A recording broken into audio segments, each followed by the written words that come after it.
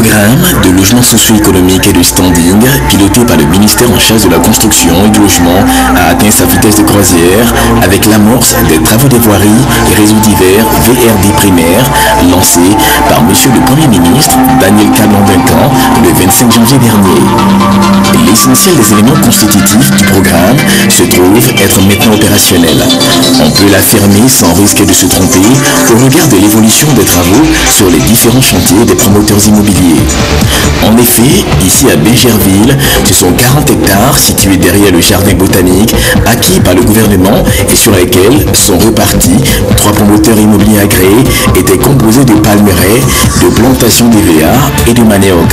En clair, ce site était totalement en friche.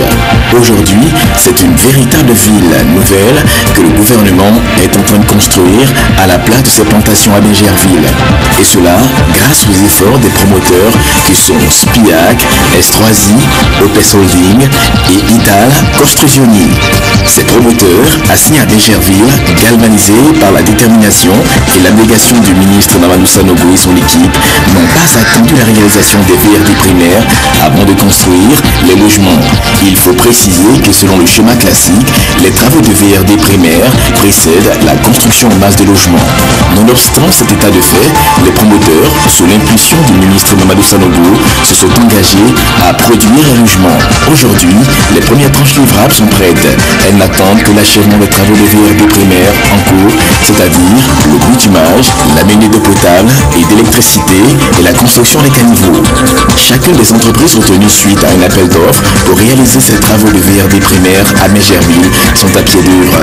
Les terrassements, le compactage et la stabilisation des voies, la préparation des bordures pour le bitumage, la construction des caniveaux pour le drainage des eaux pluviales, la pose des buses en béton armé, de regard pour l'évacuation des eaux usées, les forages pour l'adduction en eau potable, l'implantation des poteaux électriques pour l'éclairage public.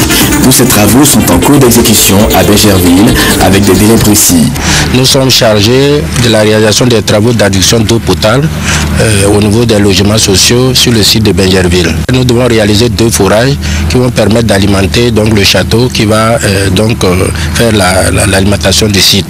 Donc en ce moment, nous sommes en train de réaliser le premier forage et nous avons déjà atteint la nappe phréatique et nous sommes en train donc de faire l'augmentation des diamètres et d'ici la fin de cette semaine, ce premier fourrage sera terminé et nous allons attaquer le deuxième et nous allons passer à la phase équipement.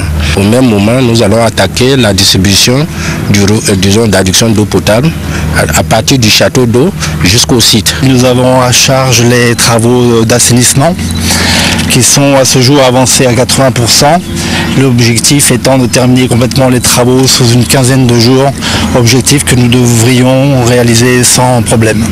Nous avons en charge le lot électricité, emmener de l'électricité pour les voies primaires sur le site.